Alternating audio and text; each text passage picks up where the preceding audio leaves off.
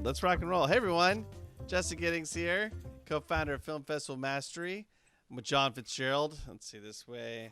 And with Paul June, this way. Founder of Filmocracy / 90s DJ. He gets the best sound effects for his name. Not sure how that works. I know. I'm surprised we didn't get the boo sound effect on ours. Do you have that loaded up, Paul? There we go. Sweet. So yeah, today we're talking about all things film festivals. Well, not all things, because there's so much, which is why you should probably enroll in Film Festival Mastery. Just, shameless plug. But yeah, today we are talking about something. Wait, I went brain dead. John, what are we talking about? Getting on the radar. That's right, getting on the radar. We just had a whole 5-minute pre-start discussion about it. So clearly I'm all there. Sweet. So guys, you ready to rock on? I'll go ahead and get us in official present mode. Oh yeah, today our background is brought to you by sunny California. It's a beautiful poolside. What hotel are we at? We're at the Beverly Hills Hotel. We're poolside. We're talking festivals. It's very, very exciting. It appears to be an island with a pool, and that's it. Ooh, private island. Okay. Private island with a pool. Paul's very own private island. Yeah. Mm-hmm. Yeah. It's in Dubai. It's in Dubai. Interestingly enough, John was the film festival programmer for the Dubai Film Festival, right? Actually, it was Abu Dhabi, just down the road. Yeah. Come on, Justin. Up the road. I don't know why I'm hosting this, you guys. Clearly, I'm ill-equipped to do it. All right, let's rock and roll. Let's make it official.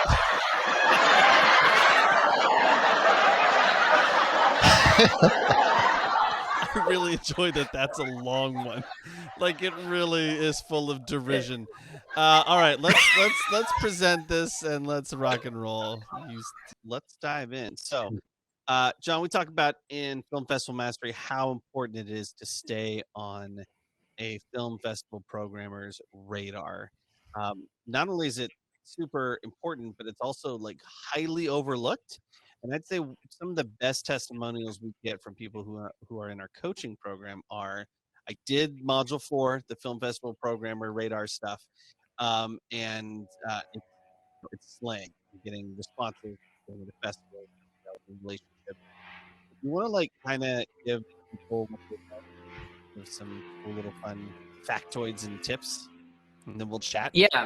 Yeah, I think there's 3 main areas to consider when we talk about getting on the radar. And by getting on the radar, just in a macro sense, what we're really addressing here is the idea that with festivals getting thousands of entries, and some of them have screening committees, some of them have review committees, programming committees, whatever they call them, it can really help just to stay on the radar. It's happened sometimes that a film just falls through the cracks, doesn't get seen by more than one person. And so it's important to just connect the dots. So the first category is really trying to think about who the best person is to connect with at that festival. It's not always the festival director, for example. In fact, I would argue the programmers are more important. The second is finding the right angle. What is the approach? Is it a premiere status? Is it your lead cast member just got a Netflix deal? What is the angle? And then the third thing is timing, because a lot of people I find wait till near the final deadlines to apply. So not only are they wasting money on paying more for fees, but it's kind of reducing the window of opportunity to follow up. So timeline. So those are the three main categories. I don't know if you have any thoughts, Justin, on how you followed up with folks and reaching the programmers, but give us some thoughts on that, and then I'll dive in. Yeah. I mean, the thing about staying on a programmer's radar, we've talked about this earlier today, actually, with our state of the circuit, was that this is, if you're gonna be a filmmaker, professional filmmaker, you've got to have some long game-ness to your strategies, right?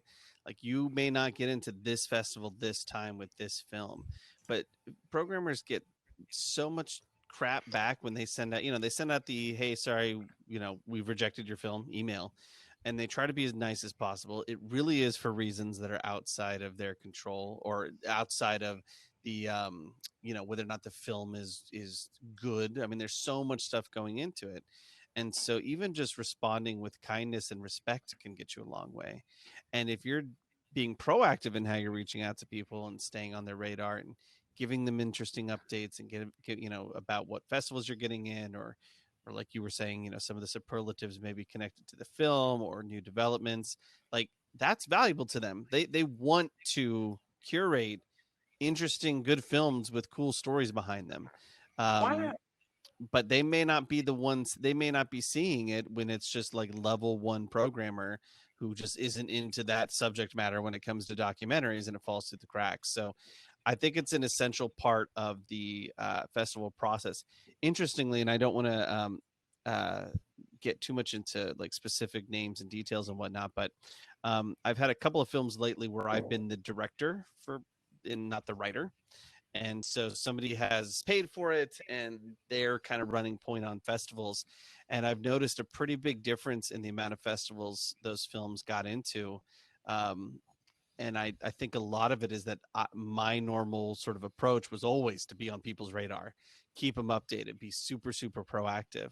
And there's been a lot of like spray and pray with some of these films. And did you just do a sound at me? Yeah, there we go. Okay. So yeah, since apparently Paul wants me to shut up, the No, no, bottom I'm line saying is that's I what you think do. you've just You're got to asking be them to listen. proactive in your outreach, because otherwise you're just hoping somebody discovers you in the pile of films, and that pile is getting bigger and bigger every year, regardless of the festival. Yeah, I mean, proactive but not annoying, Oh God, right? yes, thank Because you. if Please you're just talk about spamming that. people, yeah, because you want to stay top of mind, but you don't want to just like keep hammering the same method or delivery method that you're doing. So don't send them one email a day until they say, okay, fine, you're in. Yeah, Like, no. what are other ways you can get to them? Well, you can follow them on social media. You can like their posts. You can comment on their posts. Like, everybody has some vanity. Then it's nice that somebody else is liking your stuff. So if they see your name, it causes a little bit of more recognition, remembering you, remembering who you are, and that can also start a long-term relationship. As silly as it sounds, but a lot of people become friends after commenting on each other's. I wouldn't say a lot of people, but Oh, normal it happens. people Yeah. who aren't like huge influencers. Like, there's other ways you can get to know people, make sure they're thinking about you, make sure they know who you are, and emails are not the only way. Yeah, in fact, now that you mention that, Justin and I have been talking a lot about LinkedIn and their growth in the last few years. I mean, certainly it was a big plus in the industry and from a corporate and connection standpoint. But we're seeing it even penetrate the film space now. A lot of articles are coming out of LinkedIn. I have I don't know, close to 2,000 people in my circle, and I can't tell you I can't tell you how many. I read it every morning with coffee, and I see articles by folks that run distribution companies and run festivals, and if you're commenting and liking, and by the way, speaking about how to connect with the right people, when you want to follow up with a festival, it's not ideal to just click the info at on the Film Freeway and send a quick email, right? It's reaching a programmer, and LinkedIn is a great resource, in fact, to find the programmers at these film festivals. And you may be tempted to just like set a LinkedIn bot to spam everyone that has festival programmer in their LinkedIn bio. But you'll find that just tailoring a message just a little bit can go a long way in making people reply to you. Because now, because LinkedIn is growing so much, you're getting all sorts of scammy people who spam you and like send you offers and only want to sell you stuff. So you have to make sure that you don't come across as that you come across as like a real person. Yeah, it all comes back to Right. authenticity, which, is, I guess, easier said than done for some people, but it takes kind of trusting yourself that you can be yourself and that people will be into that, and you don't have to try to smarm your way into the good graces of these people. Like, yes, you've got to make a good film. The assumption here is that you're ever striving to continue to be better and make better and better art and increase your skill set and all that kind of stuff. But the rest of this comes down to like old school networking, professionalism, and don't be weird. Like, don't find out where their house is and stand outside with a poster and a bottle of wine. Like, this shit goes down. I mean, I hear about this stuff happening where, like, producers tell me these stories, like these terrible stories of like finding weird boxes inside of their. It's like, I'm not opening that. I'm calling the cops. Before I, No, God, yeah, before I find out if it's something terrible. please, no, Um, no, no. Yeah, well, that's a good segue to the second key point, right? Which is finding the right approach, finding the right angle. What is it? Is it that you're offering that festival the world premiere? Is it the US premiere? Is it because your film just won an award at another festival that was credible, by the way? Yeah. Don't plug an award that you won at a festival that gives every film an award, and there are some of those out there. So find the right reason to approach. Is it again because maybe one of your cast members is from the area? I mean, all festivals want to sell tickets, right? Whether it's a live event and they're looking for reasons to do outreach to the community and sell more tickets, or it's a virtual event, right? And they're reaching out to this community and they're trying to weigh in on the value of this particular film and their credibility as programmers. What can you bring to the table that's going to help them sell more tickets? Yep. Or increase Yeah. their rep. I think putting yourself in their shoes can really help, because at the end of the day, these people are people who are trying to do their jobs, and if you can help them do their job easier or make them seem like they're extra competent or they're a rock star, that goes a long way. And maybe they'll like slip you in just for that reason. I wouldn't count on that, but definitely looking at it from a different perspective of not like I'm a filmmaker, help me, but you're a film programmer, let me help you. Like, what a different conversation that is. Totally. I mean, think about it this way. These like, there's not usually a lack of quality films in terms of options. If they have, 50 slots, they probably have more than 50 films that they could choose to fill those slots in terms of quality. So then what are the differentiating factors? Right? And you just have to think like a film festival programmer slash business person. What sells tickets? What increases rep? What's a piece of news item that can be leveraged with their audience? What is their audience going to, what is their audience, the film festival program or film festival's audience going to be into? That's where your goals come into play, and doing your research and knowing that like this type of film festival really likes to talk about this type of content. I gave the example of Veil earlier today. Like, they're very focused on, supporting women, female filmmakers. And so, like, if you've made a film about a bunch of guys and a bunch of guys are the guys that made the film, like, don't submit to Veil. You've wasted your time. There's no story there. There's no staying on there. Right. Exactly. There's no staying on their radar. So, when you do your research and you know your goals and you get that short list, those are the people that you want to develop relationships with. And what can you bring to the table? I cannot say how many times filmmakers, I hate to say it, but we can be very, very entitled.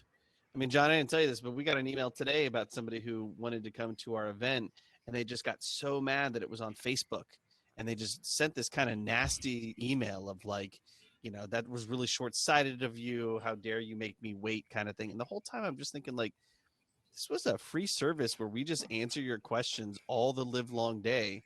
I don't know what technology and platforms you have access to or don't have access to. And, that kind of stuff happens all the time with film festival programmers. It's one of the big complaints I hear is just this sense of entitlement. Like, they owe you. They don't owe you nothing. And so that doesn't mean like that you need to humble yourself before them and prostrate in their glory. It's just like, come to them as a fellow professional, present what you have, and let it lie. If they respond with a yes or a no, great, they've responded. Move on. The goal is to get them to respond and to hopefully then see your film. Once one of those two things have happened, you don't need to keep hitting them up over and over and over and over and over again, because it can turn a yes into a no real damn quick. Yeah, and that brings us to our third point, which is really thinking about timing, right? To Paul's point, you don't want to be a pest, but you do want to think about timing, right? Everybody knows that there's a series of deadlines. Sometimes there's 4, sometimes there's 5 in the cycle. You don't want to wait till the final deadlines, because then the window shrinks. If you submit first or second deadline, give it a month or so, and then maybe follow up. And again, find one of the angles that we've already discussed. But you can also think about the fact that, they have a notification date. And it may seem logical for folks to just follow up right before the notification date. But you really need to back up a little further than that, right? To give them time to actually watch it.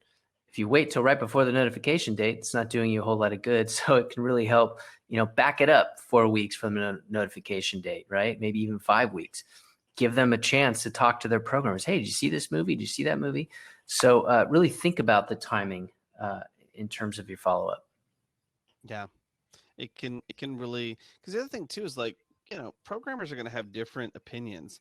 I had a script, so it's not quite the same, but I think the concept still remains. But I had a script that was a second rounder at Austin, and I got the feedback, and the first round of feedback that got me second round was, this script's amazing, script is great, this is, I love how original this is, blah blah blah blah, and it like listed all these things that it liked about it.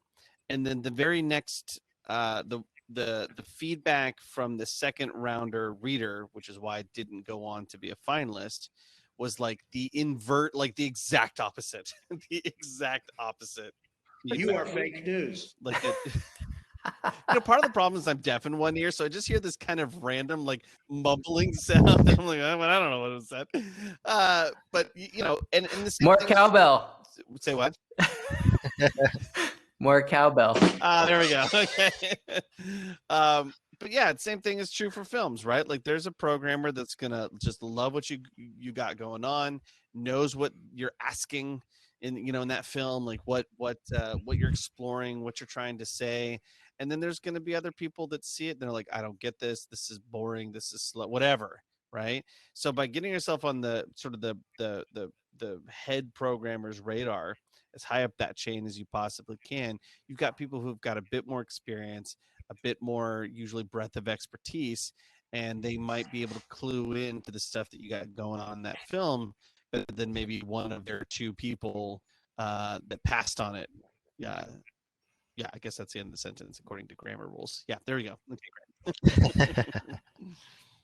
Paul, are you seeing in some of the festival clients that Filmocracy is working with? Are you getting any feedback around the submission policies and are they coming to you later in the game? It's universal that festivals hate filmmakers. I think that's self-evident. No filmmaker is making a film festival happy, and this is a problem. You could make them happy by being the good one, but instead all of them send stuff super late, send the wrong files, send the wrong posters, don't send the poster. Like, come on. It's so easy like if you just do your job, you're like better than everyone. And so maybe they'll even remember you, like you're the one that helps me with my life. I like you. Let's put more of your movies. I swear you're so right, Paul. Like, respond to the surveys when they send you the surveys. Get them the files as soon as possible. Allow them, like once you're in, a whole new opportunity to continue to stay on their radar and to make them like you.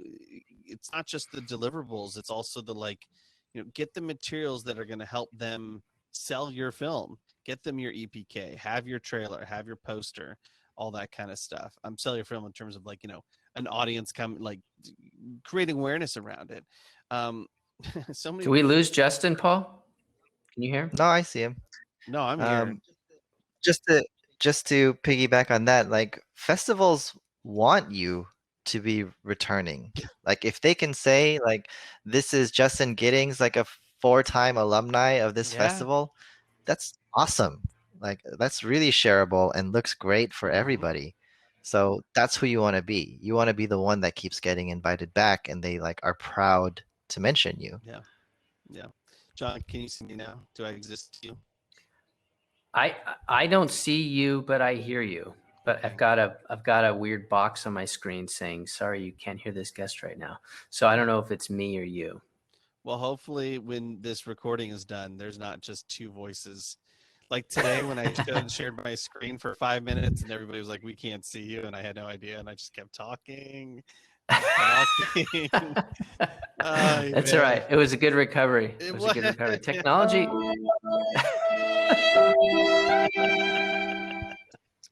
Sorry, that was the tiniest I see. violin. It just came Yeah. out of nowhere. Yeah. Okay. That's fine. I get it. I'm gonna bring my own sound machine next week, but it's just gonna be a buzzer that buzzes you every time. No, Or it's you just guys, like recordings of your own you voice. guys just brought up a really interesting point, though, and I think I know Newport cares, and I think both of you know the folks over at Dances with Films. I remember that it was a criteria. They were talking to filmmakers before they invited them. They wanted cool filmmakers that were going to be fun to have at the festival, and that were good people, and that were going to deliver their materials on time. And it's a lot of people just make assumptions, and there is a bit of entitlement. I made the latest Citizen Kane, and you need my movie, and what are you going to do for me? And Yeah, I think you're dumb if you don't know anything about film if you're not, if you can't see my brilliance in my masterpiece. It's like it may not even have been that. We might think, programmer might think you have created a masterpiece, but it's a documentary about deer, and we're a web series festival about anime. Why did you even submit to us? Which happens too, that people just literally don't pay. They just do like, Oscar qualifier, and they just go down the list and don't pay attention. Yeah, people need to take some responsibility. So hey, I feel like we kind of covered the radar question pretty well, but I wanted to know if Paul had any news or updates on kind of the virtual festivals front, since he's constantly adding festivals at filmocracy.com. Anything you can share, Paul? I would just say that we're starting to see more festivals become more ambitious. I think the first year round of pandemic, people were just like, we got to do something. And so they just want to do screenings, and maybe they did some pre-recorded Q&As, and they're kind of like, live, maybe. And now they're starting to come back, and they're like, guess we're doing it again, but this time, like, let's use your stuff. Like, what can we do for a party? What can we do for something interactive? Or what can we sell to our sponsors that we didn't give them the option last time? So we're seeing much more sophistication, I think, and much more ambition from the festivals. Yeah. Are you seeing more around this idea? We talked a little bit about last week, the idea around memberships and ongoing screenings on demand, in some cases even timed. Are you getting feedback from the filmmakers about how that's going for them? I mean, the filmmakers, I think, are getting used to virtual now. And they're just kind of going along with whatever the festival wants to do. They're not really dictating that it must be a certain way. I think they were doing that much more in the beginning of the pandemic, where they're like, oh, can you geo-block to Los Angeles? No. And then they're like, okay, well, no. But now it's, the kind of like the standards are set, the expectations are set. So the filmmakers, I think, are really enjoying it, especially like the live Q&A part. I think all of their vanity comes into play here of like being asked questions about their project. And it's important because you spent, a year and a half, 2 years or something on developing this, and you want people to pay attention. And a Q&A is like the most visceral act of showing attention to that particular project. So Right. live versus pre-recorded. Live is better. Mo better. Justin, so do you want to kind of circle back to the idea of filmmakers and questions? I know we had some interesting questions. Do you want to take few minutes here towards the end of just giving some feedback from our group? Yeah. So we had uh,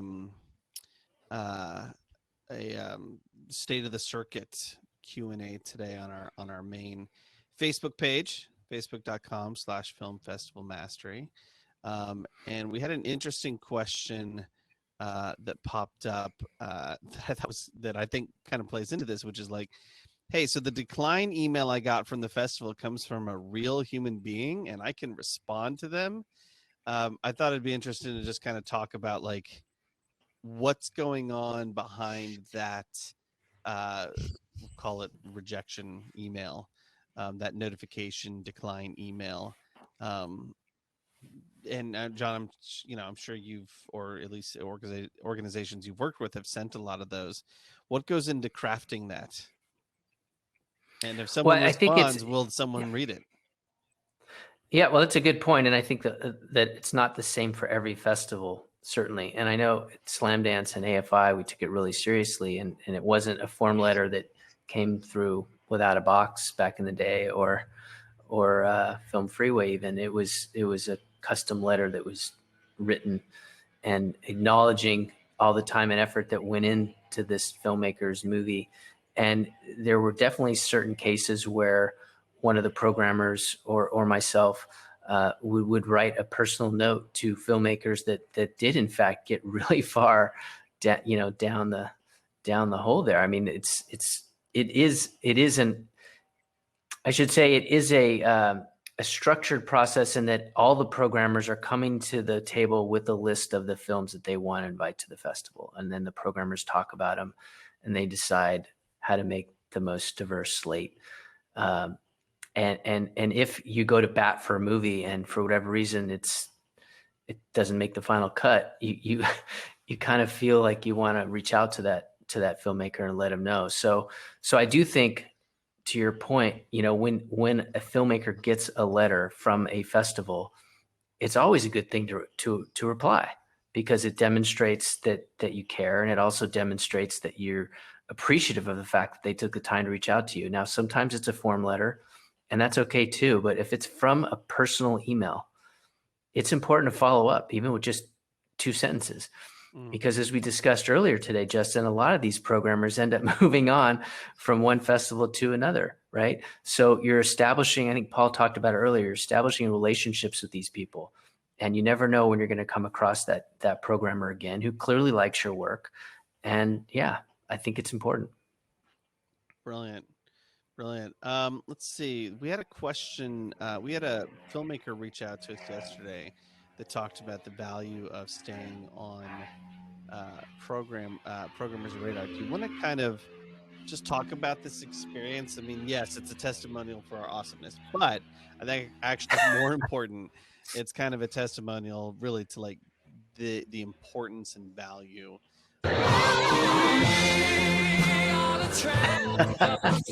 no more than 8 bars if we're going to be paying royalties. Is it 16? I can't remember. But yeah, Daniel's film. Do you want to just kind of like break down a little bit of what we're seeing? Yeah, well, I think it was great to see it come full circle, because, what we talk about in Film Festival Mastery isn't just, here's a list of festivals that you should, be thinking about. It's really about thinking of your goals and understanding what you're trying to achieve with your festival run, whether it's find a distribution deal or network with filmmakers or get laurels for your poster, whatever the combination of reasons are.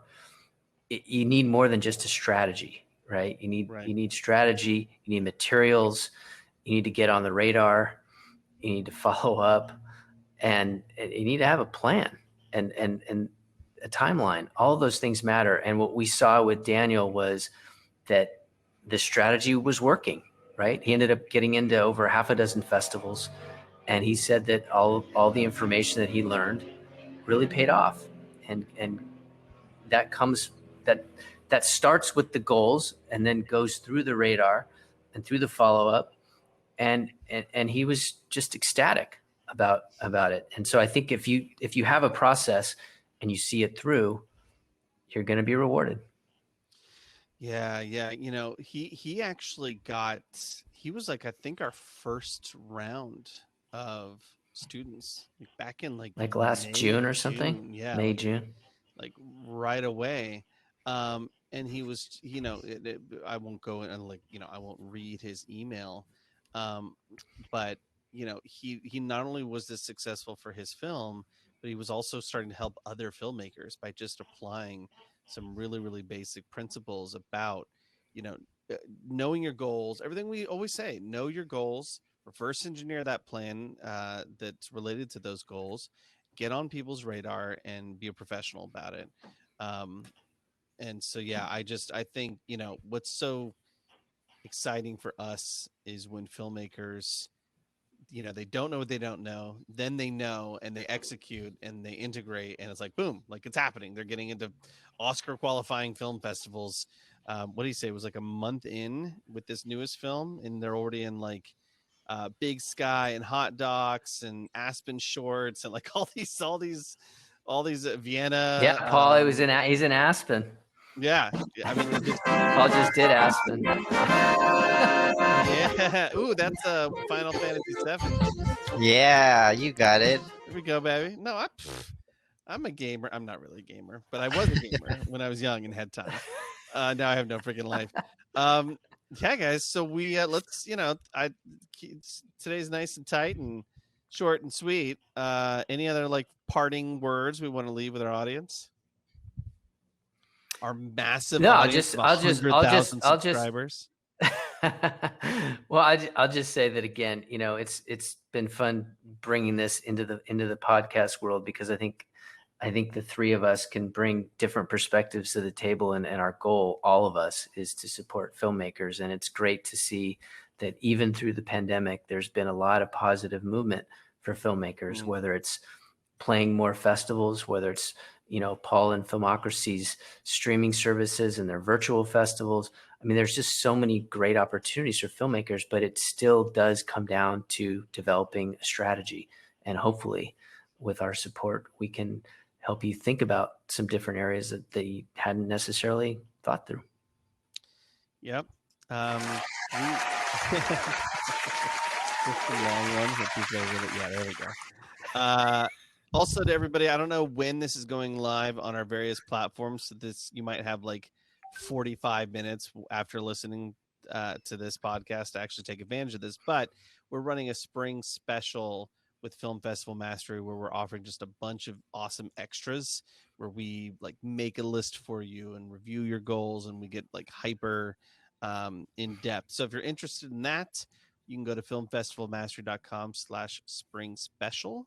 And if you are hearing this any other time and you want a free masterclass that kind of covers the need to know basics on film festivals, go to filmfestivalmastery.com/masterclass, and you will have a free class there for you. All right, and then Filmocracy is amazing. Paul, you wanna talk about what you guys got going on? Filmocracy? Yeah, I mean, we're hosting festivals as always. We're always Don't you looking have for 5 great this content. weekend or something crazy? We do. I don't know why I'm here right now, guys. Very valuable time. But always looking for great films. So, we're here to catch you if you don't get onto Netflix. So definitely reach out. Yeah, Filmocracy's platform in terms of distribution is like the coolest thing I've ever seen. It's gamified. It's elegant, which for me, like aesthetics, like the user experience is really important. Like it's really cool, and they've got great films. Films that I saw on the festival circuit are coming home to roost at the old Filmocracy. So definitely consider Filmocracy as part of your distribution strategy, because they're putting together a really great curated set of films. All right, guys. Well, have a lovely weekend, and we'll hang out. Or we need like an official sign off so that I know and the audience knows when we're actually done, as opposed to just kind You of. want me to play a sound? Ooh, Should I play yeah. a sound? Play What do you sound. got? What do you got?